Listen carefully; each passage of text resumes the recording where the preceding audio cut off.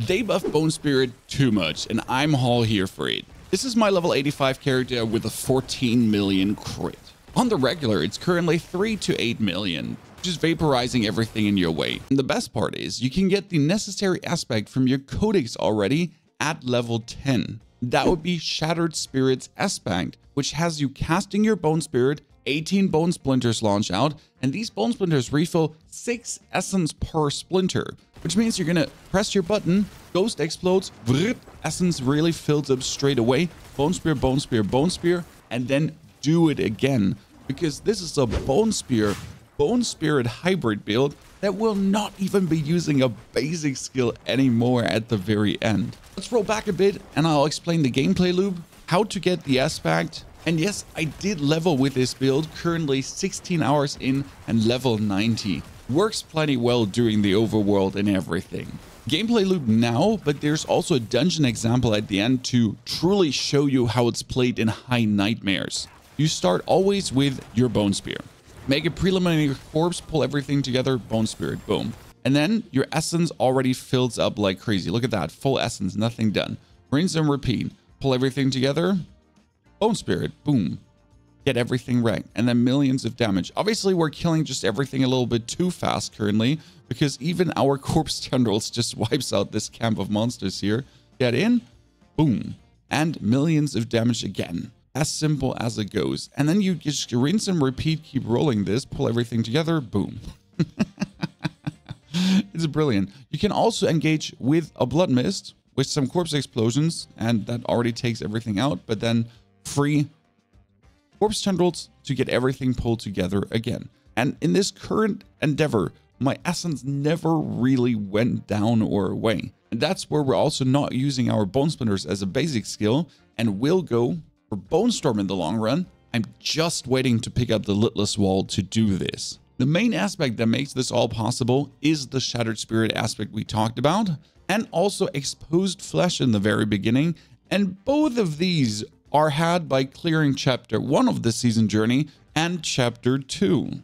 Chapter 1 needs you to complete. Chapter 1 is 6 out of 8 objectives. That would be 1 single dungeon, 2 world events, 5 elite monsters, some lifespan, salvage magic item, defeat constructs, and equip a governing stone to your construct. Boom, done. And then you already have the Shattered Spirit, level 10, Bone Spirit, Infinite Essence, zooming. You begin with 10 skill points and you can go for Splinters, Enhanced Bone Splinters, Acolytes, then into Bone Spear, Enhanced Bone Spear, and Paranormal Bone Spear. That's 6 points in from the 10 Renown points you're getting, so not even a single level done. Corpse Explosion, Enhanced Corpse Explosion, and then also Grim Harvest and Fueled by Death. These are your first 10 points, and then you're going to start leveling. There'd be then 11, 12, 13 points spent. We're not even going for Iron Maiden anymore, because that's what we have the Bone Spirit now for. So we get 13 points spent, that makes us level 4, 16, 17, 18 to spam our Bone Spear. That's level 9, and well, then level 10, 11, 12. You refill 30% of your essence on hitting Bone Spirit, and you already have the Shattered Spirit aspect enchanted on one of your rings. And as you then finish the seasonal journey for 2, you also get the aspect of Exposed Flesh on the second ring. Infinite Essence while leveling. What do you want more? Let's spend the rest of the skill points and then I'll explain the gear. For the leveling, you're going to be actually using Skeletal Mages and Skeletal Warriors until you're level 35. Then we'll throw them out again. Also, the Golem is pretty good to be had early. Right now, we fill up the final point here in Bone Spear to have 5. Then you can put them into the Golem, because the Golem is just plenty nasty to be had. Bone Storm is not useful at all, so we're not even looking at this. But another point into play, Corpse Explosion is nice. Also, Corpse Tendrils to have everything able to be pulled together. No, we're not going to be going for Blighted Corpse Tendrils. That's for very much later. We do also want all our skills to make corpses. That's 12% for Hood Flesh, which is interesting with Bone Spirit as well. Has a 37% lucky hit chance. If it goes in to explode everything, there is sometimes the double amount of corpses left behind from the explosion with Hood Flesh, but also from all the dead bodies. Then Ossified Essence, because the max essence cast multiplies our damage nicely for the Bone Spirit, which then refills our whole essence with a Shattered Spirit aspect for more damage with Bone Spear again on the ossified essence. 10 more points to spend for 35. That is imperfectly balanced up.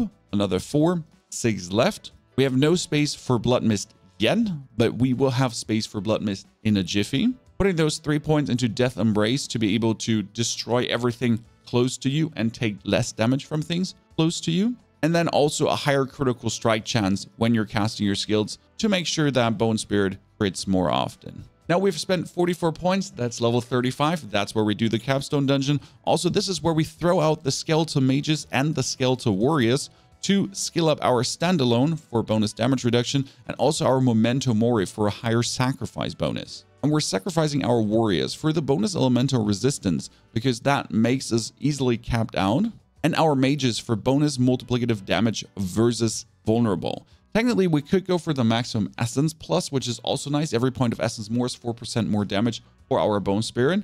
So that would be a huge damage increase of 60% already. But the vulnerable also works plenty well with the Bone Spear, and we're kind of like a hybrid build. As the Golem, we're running Blood Golem with the bonus damage or the little bit of damage absorption, choose your poison here, to later then, as we hit level 60, sacrificing for the bonus critical strike damage. Finalizing it with more damage as you do critical strikes and more damage versus vulnerable targets. Evolution is truly amazing. Then we're flashing out Fueled by Death and also Grim Harvest to have maximum essence gain on corpse consumption plus maximum multiplier on using corpses. We go for Blood Mist into Enhanced Blood Mist and Ghastly Blood Mist. I've been trying to play Dreadful Blood Mist, but I often miss that one engagey corpse with a corpse tendril. You're not playing Ghastly Blood Mist, so we actually returned back to this. And then also one more point in Bone Spirit because we actually do want to put as many points as possible in there. As soon as we've beaten the capstone dungeon with level 55 or 60, we're throwing the Golem out to put some more points into Bone Spirit. Now we have 5 points Bone Spirit, and we also have 5 points into Corpse Explosion. And yes, we're missing our 3 points for Bone Storm. And we're not going to be using Bone Storm until we have the Lidless Wall. It is useless. I'm level 90 almost. I need the Lidless Wall before I can use this. I do have the Blood Artisan's Cuirass currently though, which gives us the free Bone Spirits plus more ranks in Bone Spirits. I am not 100% sure if this is needed for the build, but right now I also switched from Plagued Corpse Tendrils over to Blighted Corpse Tendrils for the bonus Blood Orbs, for the bonus Bone Spirits. And if the bonus Bone Spirit comes out of this, it doesn't do the Splintering. But what it does is the 30% Essence Restoration that the Dreadful Bone Spirit now offers, which is kind of nice. In order to get the last 3 points for Bone Storm, we're going to take the Acolyte's Bone Splinters out. We need 2 points into even progress. And we're probably going to take the 2 points out of Grim Harvest as well, because I don't see where else I could yoink them out of. And that lastly leads us then to Bone Storm, Prime Bone Storm, and Supreme Bone Storm. Again, unless Lidless Wall, useless because 60-second cooldown, slightly lower because of your cooldown reduction, but we're not playing Decrepified to push this even lower. Therefore, you don't want this anytime early. Now, how does the gear look? First, you want a ring with Shattered Spirit as high as possible. Honestly, the damage doesn't matter that much. I thought this is going to be a damage aspect, but it's a resource aspect. It needs to be on a ring, and it's really there to restore your resource. The bonus damage on Splinters is just nice. Right now, you see on my ring, maximum life, physical damage, critical strike chance. Perfect. Also, it does have plus maximum essence. I would prefer resource generation, since that would make me gain even more essence per bone splinter hit from 6 to 7. That's quite nice. The 12 maximum essence plus, though, means 12 times 4% more damage on cast. That's also quite nice. Then we're playing the Ring of Sacrilegious Souls. As I'm bone spearing and bone spiriting, there's also Corpse Explosion and Corpse Tendrils happening all the time. Maximum essence, lucky hit chance, 4 more corpses. This ultimately, while leveling, is going to be your exposed flesh. And as you pick up the Ring of Sacrilegious Souls, you can throw exposed flesh away. It's a nice bonus essence production until then, but the souls just does way better. On your amulet, you want to play the Corpse Tendril aspect. That is more critical strike chance. Right now, I have 30% critical strike chance, plus the 30% from here, plus the 25% that Bone Spirit gets. So we're already at 85% critical strike chance for the Bone Spirit. We're not even done. Also gives the 60% damage multiplier, which is nice. Here I currently have Fueled by Death. Evolution will be better for more damage versus vulnerable. On the other hand, what I really want to have is +3 ranks to all macabre skills, because Bone Spirit is a macabre skill, and we could push the base damage even higher. Right now it deals 35,000, 160% bonus multiplier, and then 4% for each point of essence spent, and I have around 200 essence. Yeah, that's an 800% damage bonus. And if I now manage to get more ranks in, then the base value goes higher with that 800% times. Helmet, we're rocking Deathless Visage because the explosions of the Bone Spear are way too amazing. Deathless Visage can be picked up at World Tier 3 already because you have to kill Varshan for your seasonal journey. Kill him once or twice. If you're lucky, it's the Visage. If you're unlucky, it might be your Ring of Sacrilegious Souls early, but it doesn't hurt. Like, just kill him once, twice. You'll have the materials anyways because you're following the level guide in the description below during the Overwhelmed content and finishing Whispers left, right, and center like crazy. This also gives you a bonus of maximum essence. Would I replace this through the Harlequin Crest if I get it? Maybe, because I'm using Bone Spear and Bone Spirit, and 4 ranks on both of them would be quite nice. For the chest, I've been running one without an aspect on the whole time, but I picked up the Blood Artisan's Cuirass for the reason of more Bone Spirit ranks. Also, we get the free Bone Spirits after picking up Blood Orbs within our Corpse Trundles, which are being auto-cast. Realistically, we might have to swap this chest away to actually get a normal chest on total armor percentage with Disobedience. Right now, it is fun to use, but I'll have to see if for tier 100 dungeons, we might have to revise this to push our armor values higher. Gloves are rocking the Swelling Curse. The Swelling Curse is the new aspect for Bone Spirit as well. And this one is also in the Codex of Powers for clearing the Hive in Skosklin. Yep. And it gives you bonus critical strike chance for your Bone Spirit, up to 25%. And then your maximum essence is increased by 2 for each enemy hit for 15 seconds. 2 essence each enemy. Sometimes you hit up to 30 enemies and you get another 60 essence plus, which then means each point of essence for the next Bone Spirit is a damage multiplier of 4%. I get 20 essence plus, I get 80% more damage. Multiplicative on the next Bone Spirit. And, well, Bone Spirit only has a 3-second cooldown after critting, not 15. Also, with our ossified essence, more damage multiplier, the more essence we have over 50 on cast. Yeah. The pants are having Disobedience on with a total armor percentage. Yes, your pants need to have total armor percentage. Maximum life, damage reduction while forward. This is pretty damn good. It's keeping me alive like crazy. I did play the Juggernaut aspect early as I found it because that was giving me flat 3,000 to 4,000 armor plus. Did slow our mobility a bit, but we're Necro. We're slow anyway. So that worked really well from level 60 on. Just allow me to do any kind of content. I forgot to mention that the gloves won critical strike chance and Bone Spear. Also, critical strike damage with bone skills wouldn't hurt, and then dexterity on it. For example, maybe attack speed preferable. For the boots, I'm aiming for Flicker Step because that will reduce the cooldown of our Bone Storm. That being said, you might think about playing normal boots as well because that's another 3 ranks in Bone Spirit for even more maximum damage. Currently, I'm playing the Blood Mist Corpse Explosion aspect to, well, have a little bit more, to have a lower Blood Mist cooldown. Ultimately, Ghost Walker aspect on this to just be able to phase through your opponents and never be stuck anymore. You can have bonus resistances on this. Essence cost reduction works well on your Bone Spear as well. Preferable stat boots. Intelligence, dexterity, all stats. Because resistances are taken care of with your Skeletal Warrior sacrifices. I'm already maxed out easily. I'm currently playing Skeletons in my jewelry for more armor. The weapon is rocking right now Ossified Essence because our key passive now increases the critical strike damage of your bone skills by 1% multiplier per essence above 50 up to, on the weapon, because it's two-handed, 60%. We'll later have a one-handed weapon as we have the Lidless Wall. It's going to be a sword, wand, or dagger. Dagger would be max attack speed. Sword would be a bit intrinsic critical strike damage. But while leveling, I've been rocking the two-handed weapon, and yes, the Ossified Essence can be replaced by the Splintering Aspect while leveling, and you can pick this up in the Gulran Slums in the Dry Stabs very early. That's also nice bonus damage. Easy clap for you. How does the construct look, followed up by the Paragon board?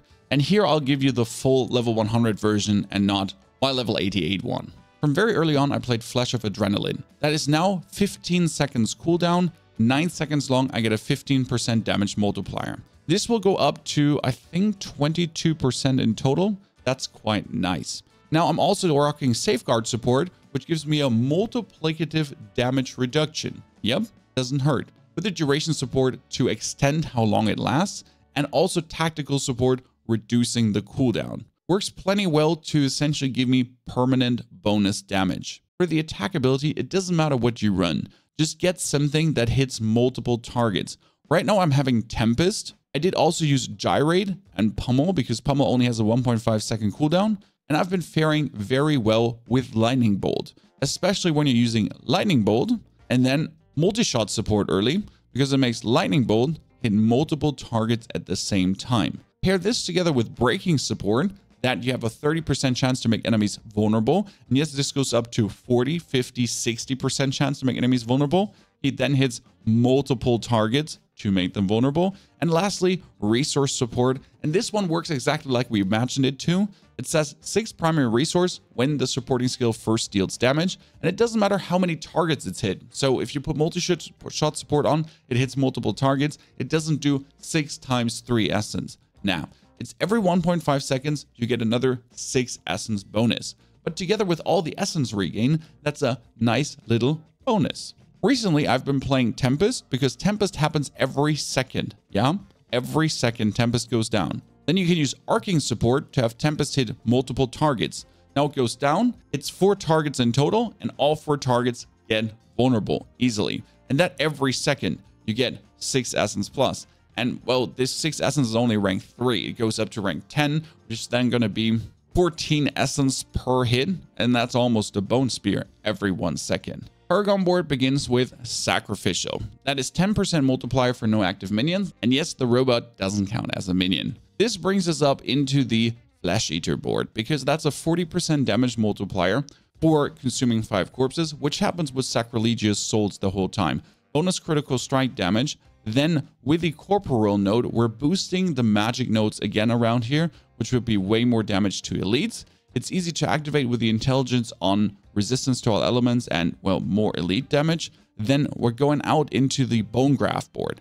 A Bone Graft is also hiring our essence to a 16 maximum.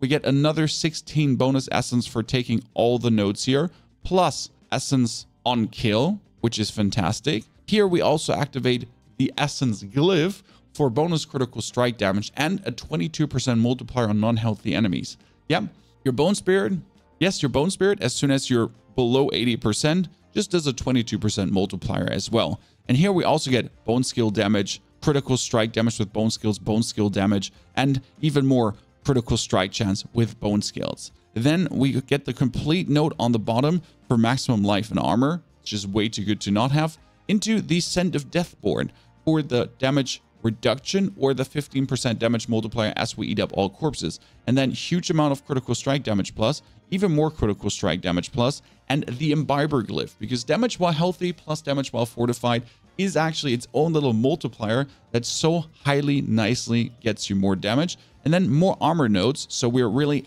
armored out of our mind. Since we want to avoid playing Disobedience if possible, as we can hit like 11,000-12,000 armor over the Paragon board and total armor percentage on Amulet and Pants. This then brings us into the final board for the Exploit Glyph. It is going to be the Bloodbath board for overpower damage. We're not using that. Read Exploit, that's another 10% multiplier and even more damage while healthy. Yes, and that can go up to another 25%, 6.3 and 6.3, which is super good.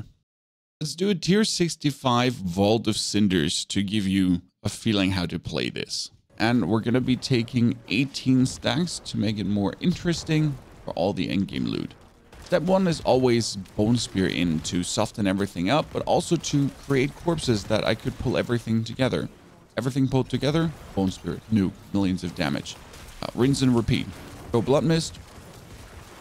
Can't wait for the automatic corpse tendrils. And then Bone Spirit again. Refills your essence straight away. Killing refills your essence. Using corpses refills your essence. Lose 1 stack because you're impatient. Keep dashing through. Pull everything. Explode everything. Essence refilled. I mean, it's fun when you're using a skill that is meant to essentially use up all your essence, but it automatically refills as well. Pull everything here. Boom. Whole field of elites just deleted. Oh, almost exploded on. And it feels very smooth and unclunky. I mean, you would think a build where, like, really, your Bone Spirit just burns up everything would get clunky to a degree. But that's not the case, since the aspect really does make up for everything again. Is there an elite hidden here? No, no elite hidden here. Can go on. Oh, wait a second. Blood Mist. Yep. Blood Mist does the job. Make sure to not get hit by random things too often. It does happen to me. Let's try to find like some cool elites that I can explode for your pleasure. Because it's always nice. Oh, yeah, here. Make a corpse. Pull everything together. Explode it. Oh, move on. There's a gore wounds. I'll take that. Explode everything again. Essence full. You might notice how we're literally never running out of essence and how we're always maxed out. And we do have 195 essence. So we can go up to 200 plus when we actually use this. 219, but still full again. And every point of essence plus, let's do just Blood Mist in here. Every point of essence plus gives us 4% more damage on cast when we then unleash the Bone Spirit, which really leads to like some nasty damage numbers. I mean, the highest you've seen in the intro was 14 million so far. That's when everything comes together, all the bonuses and everything. But standard 5 to 8 million for just existing, for just pressing your Bone Spirit button. Fire Room, bit annoying. Blood Mist in. Go to the left side. Bone Spear in, destroy everything. Wait for the elites to spawn to then pull them together with the Corpse Tendrils. If you're a barb, you should probably not be playing a build that charges in. Just saying. When you notice how well range builds actually work. Bone Spirit. Don't forget to use your potions. Pull everything together, but try to pull it like relatively close to you. So you're not like always having to go out this far. That explosion is not going to kill me. I refuse. Pull everything in again. One Bone Spirit is all it takes. You get a bit to navigate left and right here alongside the spikes. To not die. And we're done. 15 stacks. Not a single stack has been lost. Wait for these fires to burn down. Make a free Bone Spirit because you can. With your chest. And then maximum loot. Ladies and gentlemen, what do you want more? An absolute massive monster. We'll also be experimenting with a blood side of Bone Spirit to activate this into the Bloodlands build, which could be a little bit tricky, but we'll make it work. Check out Surge as well, or how in general to beat every single endgame vault room.